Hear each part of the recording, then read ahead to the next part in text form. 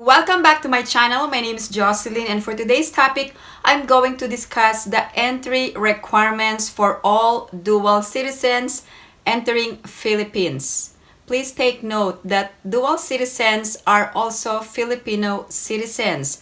However, there are strict immigration entry requirements. All dual citizens have two options. First, you must present your foreign passport plus your valid Philippine passport, or your foreign passport plus 3 pages of your dual citizenship documents. You must present all of them, not just the identification certificate. If you are a dual citizen, you must present your foreign passport and your valid Philippine passport. However, if you have lost your Philippine passport or it has already been expired, you must present your foreign passport and your dual citizenship documents. There are 3 pages to the dual citizenship document, so you must bring all the 3 pages proving that you are also a dual citizen. Please also be aware of the new immigration advisory when you are entering the Philippines without using a Philippine passport. What can you present when your passport has expired or you've lost your Philippine passport? If your passport has been lost, damaged, or expired, you have an option. Filipinos without Philippine passport can travel to Philippines by obtaining a travel document from Philippine Consulate abroad for emergency use.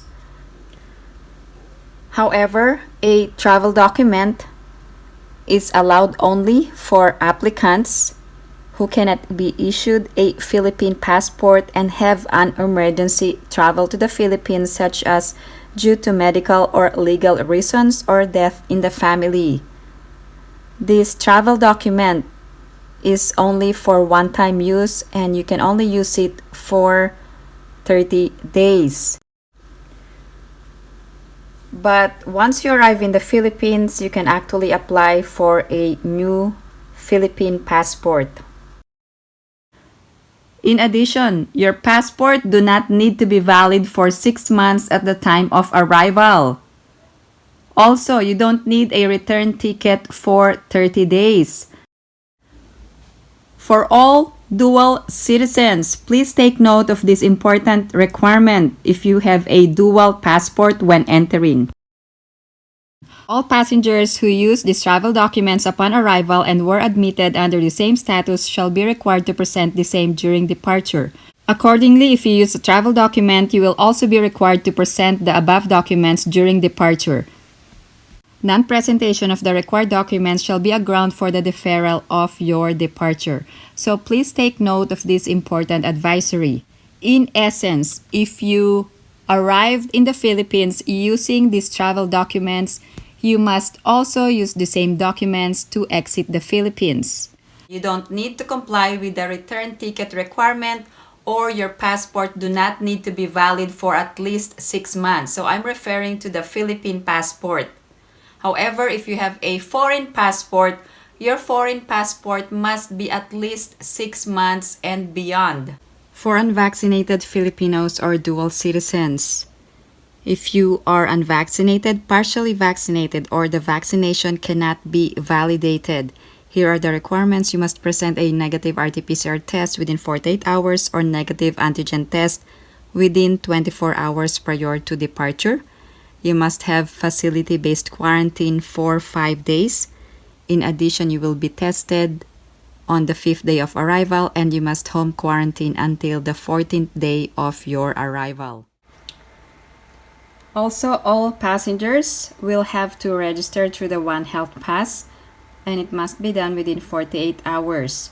For dual citizens, if you are using your Philippine passport, you must enter Philippine passport holder, and each family or passenger must register individually.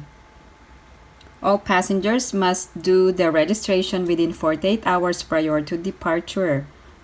It means that prior to first flight, if you have multiple flights. Also, please be aware of a fake website asking for money. I'm showing to you the incorrect website. This is the correct website, onehealthpass.com.ph. For all Filipinos and foreign nationals entering Philippines, including former Filipino citizens, there will be no pre-departure negative test for the following passengers: those who are 18 years and above, who are fully vaccinated and received at least one booster shot. Also, 12 to 17 years of age who are fully vaccinated, but no booster shot is required. For 11 years and below, regardless of vaccination status, accompanied by parent who is fully vaccinated and with booster shot. Also, there will be no pre-departure negative test for children below 3 years old. So that means all children 2 years old and below do not need a negative pre-departure test. So these are the only ones exempted from pre-departure test. For Filipinos or dual citizens with booster shot, you must be fully vaccinated, possess an acceptable proof of vaccination, and you must register to the One Health Pass, and these are for 18 years old and above. For Filipinos without booster shots, you must be fully vaccinated, you must possess an acceptable proof of vaccination. In addition, you must register to the One Health Pass, and also you must present a negative RT-PCR test or negative antigen test within 24 hours. For those who are vaccinated, you will no longer observe facility-based quarantine but must monitor for symptoms for 7 days. If you are a dual citizen but you are traveling with your foreign spouse, here are the requirements. For foreign spouse traveling with Filipino or former Filipino 18 years and above with booster shot, no visa is required if you are a national from a country included under EO 408. Also, you must be fully vaccinated. You must possess an acceptable proof of vaccination. Your foreign passport must be valid for at least 6 months. Also, you must register through the One Health Pass. And also, if you have a booster shot, there will be no pre-departure testing required. For those foreign spouse traveling with Filipino or former Filipino without booster shot, you must be fully vaccinated. You must possess an acceptable proof of vaccination. Also, you must have a passport valid for at least 6 months. Also, you must have a One Health Pass registration. In addition, you must have a pre-departure negative test, RT-PCR test within 48 hours, or negative test or negative antigen test within 24 hours. Also, if you are a fully vaccinated dual citizen, you don't need to undergo facility-based quarantine. However, there is a quarantine for unvaccinated Filipinos. So if you are a dual citizen and you are unvaccinated, you must undergo facility-based quarantine. For Filipino citizens who are unable to comply with the conditions or requirements, you will be considered as unvaccinated, and you will be subject to the entry, testing, and quarantine protocols for unvaccinated. You don't need to present more than one option to show proof of vaccination. Option 1, World Health Organization, ICV, or the yellow card, and the countries are not specific. For those who are asking if the ICV is being required from US passengers, the answer is no. Passengers from the US do not need to present World Health Organization ICV or the yellow card. Let's move on to the second option. The second option is the VaxCert PH, especially if you are vaccinated in the Philippines. Let's move on to the third option. These are the list of countries with acceptable proof of vaccination, and it could be a national or digital certificate or a printed copy which has accepted Vaxcert PH under a reciprocal arrangement. The Philippine government just updated the specific countries. Also, passengers from the US can present the CDC card as a stand-alone proof of vaccination, and it is acceptable under the third option. So you don't need to secure another ICV or yellow card.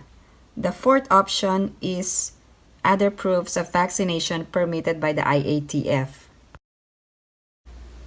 Also, for fully vaccinated, you must comply with the vaccination requirement. You must receive the second dose in a 2-dose series or a single dose more than 14 days prior to your flight.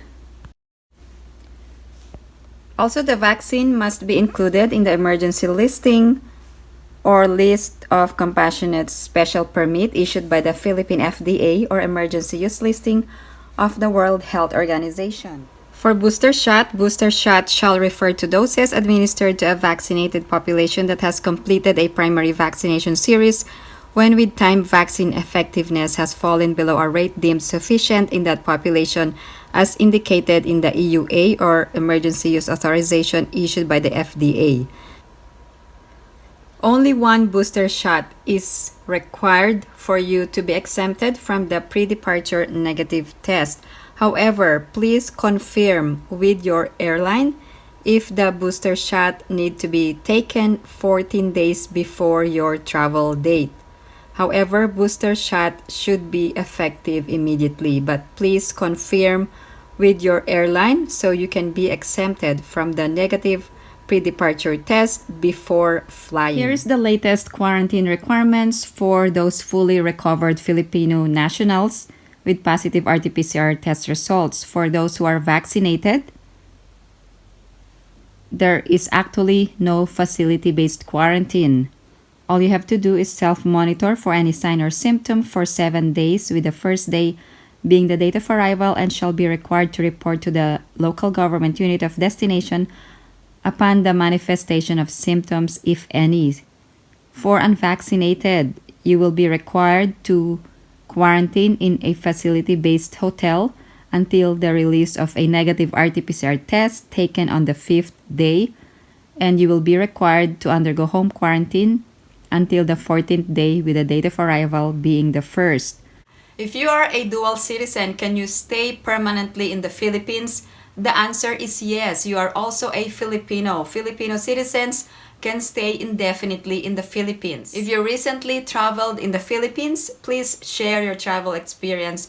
I would really appreciate it. If you have any other questions or comments, please post them down below and I will get back to you as soon as I can. Thank you guys for supporting my channel, and if you haven't liked this video, please give it a big thumbs up. And if you haven't subscribed to my channel, please subscribe and hit that notification bell. I always welcome new subscribers. Thank you guys for watching. I hope everyone is staying safe and have a great day.